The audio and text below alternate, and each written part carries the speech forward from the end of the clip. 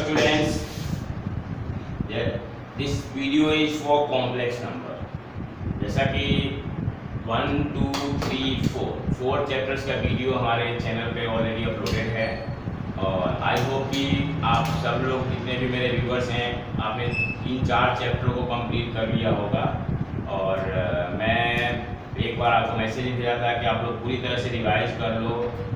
कुछ बच्चों ने डाउट्स पूछे थे, कुछ ने डाउट नहीं पूछे थे।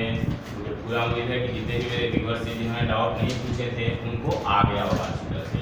और मैं एक बार फिर कहूँगा कि अगर जिसको नहीं आया होगा वो शर्माए ना, बिना शर्माए मेरे से डाउट पूछे। डाउट पूछने पर उसकी जो पॉइंट है वो कम नहीं होंगे, आप डाउट पूछ सकते हो। अब फिफ्थ भी चैप्टर्स का मैं बनाने शुरू किया, आपको फटाफट इस वीक में 2 चैप्टर का मैं वीडियो बना दूंगा, चैप्टर 5th एंड 6th का, और आप उसको प्रैक्टिस करो और पहले 4 चैप्टर में से भी जो डाउट हो वो भी पूछो और 5th चैप्टर में जो डाउट हो या 6th तक बनाऊंगा उसमें डाउट हो पूछो। एंड लेट्स होप कि इस वीकेंड तक आपका रिजल्ट भी आ जाएगा और नहीं तो early on the next week आएगा। तो उससे पहले मैं आप लोगों से एक संवाद रखना चाहता था कि जैसा कि आपको पता है कि मैथ इस बार 2 तरह का मैथ इंट्रोड्यूस हुआ है।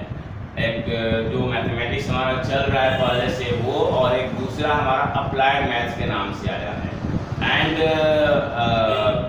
अभी मैं आपको पक्का नहीं कहूँगा लेकिन शायद सीबीएसई की प्लानिंग ये चल रही है कि जो बच्चे मैथ्स नहीं पढ़ना चाहते थे उनको भी अप्लाइड मैथ पढ़ाया जाएगा, क्योंकि अप्लाइड मैथ्स जो है थोड़ा कंपैरेटिवली जो अभी हमारा प्योर मैथ्स है उसे स्लाइटली, मैं कंपेयर ज़्यादा नहीं करूँगा, थोड़ा सा मतलब सिंपल है। लेकिन जितने भी गवर्नमेंट कॉम्पिटिटिव एग्जाम्स हैं, मेरे बहुत सारे स्टूडेंट से बात हुई, कई सारे स्टूडेंट्स वो ऐसे तैयार बैठे हैं कि वो पेपर बेशक प्योर मैथ्स का देंगे लेकिन पढ़ने के लिए अप्लाइड मैथ भी पढ़ेंगे साइड बाई साइड में, क्योंकि जो कॉमर्स है या जो बिजनेस से रिलेटेड जो कोर्सेज आपको फ्यूचर में करना होता है, बहुत सारे टॉपिक उन टॉपिकों को जो बीबीए में एमबीए में है उसको यहाँ पर बेसिक दिया हुआ है।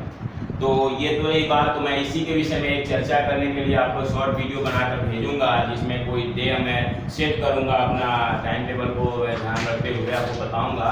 मोस्ट प्रोबेबली जो है हम ये 7-8 तारीख को, 8 या 9 तारीख के आसपास का डेट रखेंगे, जिसमें हम चर्चा करेंगे कि दोनों मैथ्स में क्या है, और जो बच्चा मैथ नहीं पढ़ने के मूड में होगा वो भी उस अप्लाइड मैथ को पढ़ के अपने फ्यूचर को, अपने कैरियर को स्टेबल कर सकता है।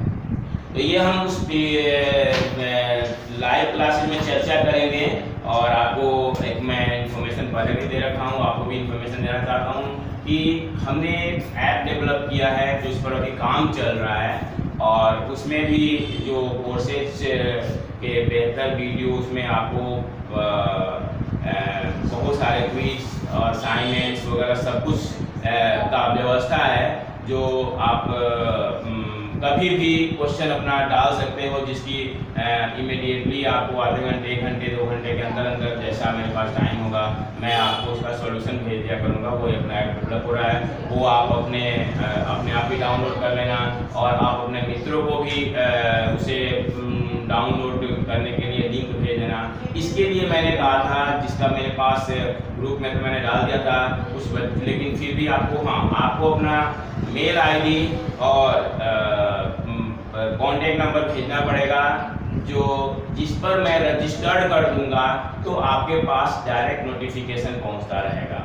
तो इसके लिए आप मेरे को अपना मेल आईडी और अपना जो है कॉन्टेक्ट नंबर भेजना, क्योंकि मेरे व्यूअर्स कुछ वैसे भी हैं जो दूर के हैं, मेरे स्टूडेंट नहीं हैं, तो उनको मैं लिंक नहीं भेज पा रहा हूं। तो मैं उसके लिए मैं उन बच्चों को कहूँगा कि वो अपने कॉन्टेक्ट नंबर और ईमेल आईडी मेरे को मैसेज कर दें। मेरा जो नंबर है 9868081209, ये व्हाट्सएप नंबर है, इस पर भी आप भेज सकते हो। दूसरा नंबर 9278275835। मेरा मेल आईडी है मैथमेटिकल पॉइंट बिना गैप का @gmail.com। और मेरा पर्सनल जो है उस पर भी आप भेजोगे SBPANDEY71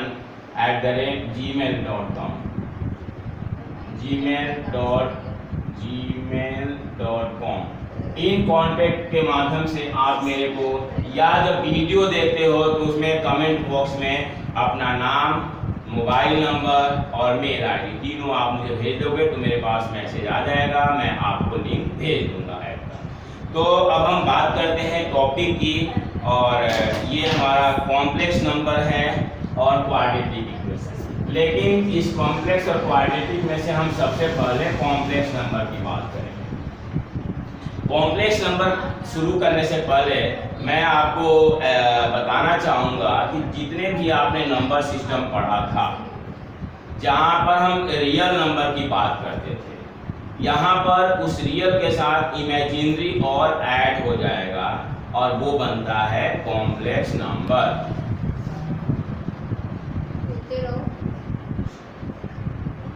बनता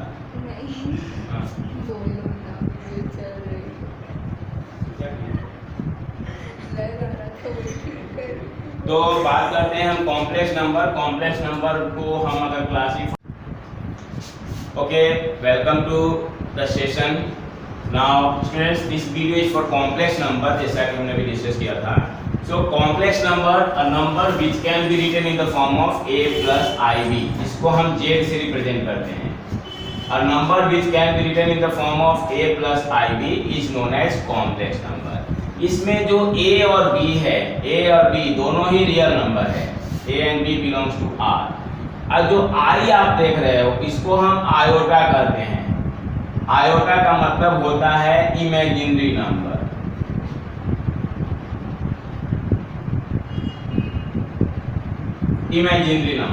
तो इस इमेजिनरी नंबर आयोटा को किसी भी रियल के साथ जब मल्टीप्लाई करोगे तो वो इमेजिनरी बन जाता है, लेकिन दो इमेजिनरी को मल्टीप्लाई करोगे तो ये रियल बन जाएगा। इस तरह से अगर ध्यान से देखा जाए तो ये हो गया RP. RP means real part, और ये हो गया IP. IP means imaginary part, और दोनों मिल करके हमारा कॉम्प्लेक्स नंबर। अब ये इसमें कॉम्प्लेक्स नंबर में डिटेल में चलने से पहले मैं आपको एक बार नंबर सिस्टम के विषय में पूरा समझा। ओके, तो मैं बता रहा था आपको कॉम्प्लेक्स नंबर जो कि a plus ib के फॉर्म में होता है। ये जो मैं आपको बताने जा रहा हूँ ना, ये पूरा नंबर सिस्टम के विषय में है। तो इसमें दो पार्ट टाइप होता है, एक होता है हमारा रियल नंबर और दूसरा होता है इमेजिनरी नंबर। ठीक है, imaginary number, m for number. Real के अंदर आपका आता है दो तरह, रेशनल और इरेशनल। और इमेजिनरी अलग हो गया, इमेजिनरी में आगे नहीं बढ़ रहा है, वो फिनिश। अब हम बात करते हैं रियल में। तो रियल में क्या है, रियल नंबर जो है इसमें पार्ट नहीं है, इसके अंदर सारे नंबर आ जाते हैं रेशनल के अंदर। रियल को मैं एक बार डिफाइन करना चाह रहा था। Basically real number are those number which square is positive, ये हमने 10th में भी डिस्कस किया था। Real number are those number which square is positive, और imaginary numbers are those number which square is. अब आपके माइंड में क्वेश्चन आ रहा होगा, जैसे आप 10th में भी बोलते थे कि सर कोई नंबर ऐसा नहीं है जिसको स्क्वायर करने पर नेगेटिव आए। अब बताओ, अगर याद आ रहा हो तो कोई नंबर जिसके स्क्वायर करने पर नेगेटिव आए, तो इसका आंसर है,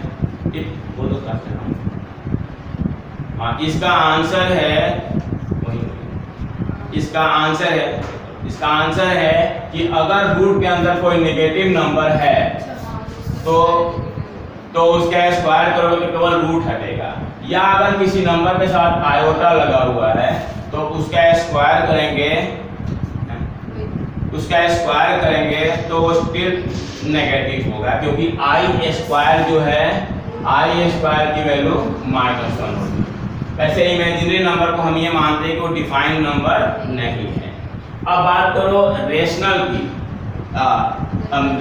रेशनल का number which can be written in the form of p by q where q is not equal to 0, और इरेशनल है which cannot be written in the form of p upon q, cannot be in the form of p upon में q, जब होगा नहीं तो हम q equal to 0 लिखने की कोई जरूरत भी नहीं। अब बात करते हैं इसके डेसिमल एक्सपेंशन की। तो जो रेशनल नंबर है ये डेसिमल में टर्मिनेट होता है, टर्मिनेटिंग डेसिमल, या अगर नॉन टर्मिनेटिंग होगा तो रिपीटिंग होगा, नॉन टर्मिनेटिंग एंड रिपीटिंग। इसका मतलब क्या होता है? तो देखो, या तो ये 2.5 हो गया, 1.7 हो गया, या 1.333 डॉट डॉट डॉट डॉट से लग जाता है, तो इसको हम बोलते हैं कि ये रेशनल नंबर है। आपको याद होगा 9th क्लास में आप इसको p by q के फॉर्म में कन्वर्ट करते थे। और अगर कोई नंबर ऐसे हो 1.205009007 डॉट डॉट डॉट डॉट, तो ये हमारा नॉन टर्मिनेटिंग नॉन रिपीटिंग है। इसको बोलते हैं नॉन टर्मिनेटिंग नॉन रिपीटिंग। तो कोई भी नंबर जो टर्मिनेटिंग होगा या नॉन टर्मिनेटिंग हो गया तो रिपीटिंग होगा, वो रेशनल है, अदरवाइज वो इरेशनल हो जाएगा। फिर इरेशनल नंबर भी आगे नहीं बढ़ता है। उसके बाद ये जो रेशनल नंबर है इसके अंदर सारे नंबर सिस्टम आपका आ जाता है, डेसिमल्स, फ्रैक्शंस, आपका integer, whole number, natural number, prime number, composite number, all of these numbers are known as rational number. और रेशनल नंबर आपको याद होगा 9th 10th में आपने पढ़ा है, रेशनल नंबर, इरेशनल नंबर। और रियल नंबर आपने 10th में भी पढ़ा है, आपको याद होगा क्वाड्रेटिक इक्वेशन में आपने रियल रूट्स निकाले थे। अब इस क्लास में आपको कॉम्प्लेक्स नंबर पूरा पढ़ना है। तो हम कुल मिलाकर ये कह सकते हैं कि जितने भी नंबर्स हैं उस नंबर में सबसे हेड पर जो बैठा है वो हमारा कॉम्प्लेक्स नंबर है। सो अगर जनरल भाषा में हम बात करें तो complex number is the grandfather of, you can say great grandfather, क्योंकि कई पीढ़ी ऊपर चली गई ना, तो the complex number is great grandfather of entire number system. अब हम इसके विषय में डिटेल पढ़ेंगे। कॉम्प्लेक्स नंबर ये मैं आपको इंट्रोडक्शन दिया था, जिससे कि आप नंबर सिस्टम को भी ध्यान रखते हुए कॉम्प्लेक्स नंबर को पढ़ लो। कॉम्प्लेक्स नंबर को हम z से रिप्रेजेंट करते हैं या c से रिप्रेजेंट करते हैं, c फॉर कॉम्प्लेक्स या z। हालांकि z नॉर्मली इंटीजर को भी रिप्रेजेंट करता है, लेकिन अगर z से कॉम्प्लेक्स को रिप्रेजेंट किया जाएगा ना तो आपको देख के पता लग जाएगा कि ये कौन सा कॉम्प्लेक्स है। मतलब कॉम्प्लेक्स के लिए z है या आपका इंटीजर के लिए z है। लेकिन अगर c लिखा है तो समझ लो c सर्टिफाइड है, जैसे r for real number, z उसी तरह से c for complex number, i for imaginary number, n for natural number, w for whole number. जब आप बोलते हो ना कि पहला लेटर से, उसी तरीके से कॉम्प्लेक्स नंबर को हम c कर सकते हैं। कॉम्प्लेक्स नंबर और z अगर हम मानते हैं तो ये हमारा कॉम्प्लेक्स नंबर हो गया a प्लस आई। या अगर मैं c ही लेकर चलूं, लेकिन मैं z यहाँ लिख रहा हूँ क्योंकि इसमें प्रॉपर्टी में आपको एनसीईआरटी में z ही दिया हुआ है। हायर क्लास में जाओगे ना तो c लिखा जाता है। अब इसमें दूसरा टर्म आता है conjugate, a minus i b. Conjugate में क्या करते हैं कि जो आयोटा है उसका साइन चेंज हो जाता है, जो मैं आपको यहाँ पर से एक्सप्लेन करूंगा पूरा। z अगर मान लो कि 2 + 3 आयोटा है तो z कंजुगेट में ना केवल 2 - 3 आयोटा होगा। अगर हमारा z जो है वो -5 + 7 आयोटा है, तो जेड कंजुगेट करोगे तो -5 - 7 आयोटा होगा। कहने का मतलब है केवल हम उसी टर्म का साइन चेंज करते हैं जहां पर आयोटा लिखा हुआ हो, जहां आयोटा लगा हुआ उसी का साइन चेंज करते हैं। अब इसमें आपको एक चीज और बताऊंगा, अगर आपसे कोई पूछे कि बताओ क्या 2 कॉम्प्लेक्स नंबर है, तो क्या कहोगे? बोलोगे यस। अगर यस नहीं बोलोगे तो आप गलत बोलोगे सर इसमें आयोटा तो है ही नहीं। मैं आपको लिख के दिखा रहा हूं।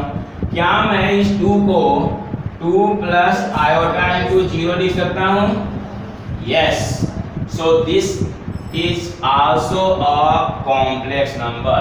अगर कोई बोले कि 3 आयोटा तो बोलोगे हाँ ये भी कॉम्प्लेक्स है, हम इसको लिख सकते हैं 0 + 3 आयोटा। तो इस तरह से आपको एक कंक्लूजन यहाँ पर मिला कि जितने भी नंबर है सबको हम कॉम्प्लेक्स के फॉर्म में लिख सकते हैं। अगर √5 है देयर इज नो इशू, हम लिख सकते हैं √5 + 0 आयोटा। हाँ, जिसमें आयोटा नहीं होता है हम उसको प्योरली रियल कहते हैं। इसको आप ये कह सकते हो कि सर ये कॉम्प्लेक्स नंबर है लेकिन प्योरली रियल है। बोलोगे ये कॉम्प्लेक्स नंबर है बट प्योरली इमेजिनरी है। मुझे टाइम बताते रहना ताकि मैं कंक्लूड कर दूं उसके हिसाब से। 7 मिनट 8 मिनट तो ये हमारा प्योरली रियल और प्योरली इमेजिनरी है, लेकिन इसको अगर हम कंबाइन करते हैं, लेकिन हाँ प्योरली रियल भी कॉम्प्लेक्स कहलाता है, प्योरली इमेजिनरी भी कॉम्प्लेक्स कहलाता है। मतलब अगर हमारे पास कोई कॉम्प्लेक्स नंबर है तो मैं आपको बताना चाहूँगा, दिखाना चाहूँगा कुछ प्रॉपर्टीज है आपको मैं दिखाता हूँ जिसकी आप बढ़िया से पढ़ के रखोगे तो आपको क्वेश्चन समझने में आसानी होगी। ये देखो,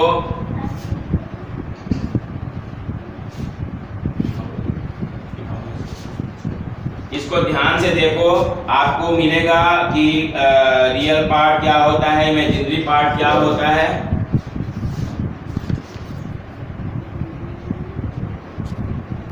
इसको ध्यान से देखो, इसकी बिल्कुल इसे पॉज करके और इलाज करके इसको जूम करके आप इसको पढ़ना ध्यान से, स्क्रीनशॉट लेकर के भी इसे देख सकते हो।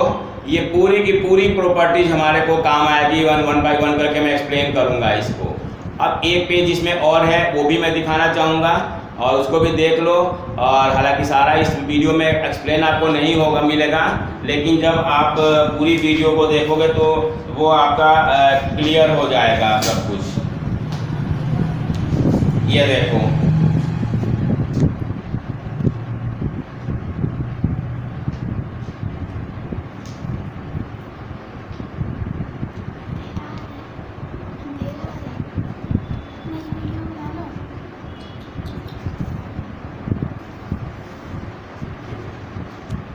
तो अब हम बात करते हैं इसमें एक एक करके कि जो पहला पैराग्राफ आपको दिख रहा होगा मैं उसको एक्सप्लेन करना चाहूँगा। उसके बाद जो डिटेल है मैं आपको नेक्स्ट वीडियो में दूंगा। अभी मैं आपको केवल एक कॉम्प्लेक्स नंबर क्या होता है, क्या क्या ऑपरेशन हम कर सकते हैं, उसके बाद हम अलजेब्रा ऑफ कॉम्प्लेक्स की बात करेंगे। तो पहले बात कर रहे हैं हम प्योरली रियल। जो हमारा कॉम्प्लेक्स नंबर है a + आयोटा b, अगर इसमें b की वैल्यू 0 हो जाएगा तो हम उसको प्योरली रियल कहते हैं। अगर इसमें a की वैल्यू 0 हो जाएगा तो हम उसको प्योरली इमेजिनरी कहते हैं। और अगर हम z और z कंजुगेट को प्लस करेंगे तो हमें रियल नंबर मिल जाएगा। z और z कंजुगेट को प्लस कर दोगे तो ध्यान से देखो आयोटा भी कैंसिल हो जाएगा, तो ट्वाइस ऑफ यानी कि रियल।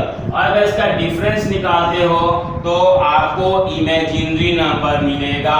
प्रॉपर्टीज में जो मैं अभी आपको दिखाया, अलजेब्रा ऑफ कॉम्प्लेक्स को छोड़ करके मैं आपको समझा रहा हूँ अलजेब्रा ऑफ कॉम्प्लेक्स और जो हमारी और भी प्रॉपर्टीज है वो हम नेक्स्ट वीडियो में डिस्कस करेंगे। अगर मान लो कि दो कॉम्प्लेक्स नंबर हमारा इक्वल है, z1 = z2, तो z1 का मतलब होगा a1 + ib1, z2 का मतलब होगा a2 + ib2। तो इसका मतलब है a1 = a2 और b1 = b2। यानी दो कॉम्प्लेक्स नंबर अगर आपस में इक्वल है तो रियल पार्ट जो है वो रियल के इक्वल होगा और इमेजिनरी पार्ट जो है वो इमेजिनरी के इक्वल होगा, तभी हम कॉम्प्लेक्स नंबर को जो है इक्वल कहेंगे। मुझे 2 मिनट पर नहीं बोल देना, इशारा कर देना, बताते जाओ, 2 मिनट है, 3 मिनट बताते जाओ। अब हम बात करते हैं कंजुगेट, जो कि आपको बता दिया मैं। अब मैं बात करता हूँ आपका मॉडुलस।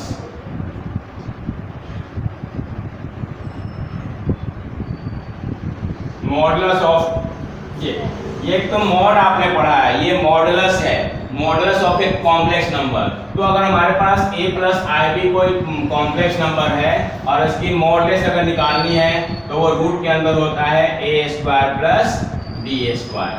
कॉम्प्लेक्स नंबर का मॉडुलस होता है रूट के अंदर a square plus b square, यानी कि z का मॉड हम ऐसे लिखते हैं, mod z is equal to a square plus b square under root. तो इस तरह से ये कॉम्प्लेक्स नंबर का मॉडुलस हो गया। और मतलब कि जो कॉम्प्लेक्स का इंट्रोडक्शन है वो है z is the complex number, उसका कंजुगेट, उसका मॉडुलस। उसके बाद इक्वलिटी ऑफ कॉम्प्लेक्स का हमारा कॉन्सेप्ट है, दो कॉम्प्लेक्स नंबर अगर आपका इक्वल है तो रियल पार्ट रियल के इक्वल होगा, इमेजिनरी पार्ट इमेजिनरी के इक्वल होगा। अगर कोई कॉम्प्लेक्स नंबर में हमारा जो रियल पार्ट a की वैल्यू 0 हो गई तो वो प्योरली इमेजिनरी कहलाएगा, अगर b की वैल्यू 0 हो गई प्योरली रियल कहलाएगा। लेकिन ध्यान रखना कॉम्प्लेक्स नंबर जो है हमेशा उसी के हिसाब से चलेगा जो हमारे को प्रॉपर्टीज दे रखी है। इक्वलिटी जो कॉम्प्लेक्स नंबर, बाकी हम सारे प्रॉपर्टीज के विषय में डिटेल डिस्कस करेंगे नेक्स्ट वीडियोज में। यहाँ पर अभी आप पढ़ के रखो। मैं ये कह रहा था कि ये कह रहा था कि जितने भी नेचुरल नंबर है, जितने भी नंबर हैं वो सब के सब आपका कॉम्प्लेक्स नंबर कहलाएगा, चाहे वो प्योरली रियल हो चाहे वो प्योरली इमेजिनरी। तो इस वीडियो को आप देखो और तब तक आप वेट करो, हम अलजेब्रा और कॉम्प्लेक्स नंबर की नेक्स्ट वीडियो लेकर के आएंगे। नेक्स्ट वीडियो में आपको अलजेब्रा ऑफ कॉम्प्लेक्स नंबर और जितनी भी प्रॉपर्टीज हैं वो सारी प्रॉपर्टीज आपको उसमें मिलेगी। Okay, thank you.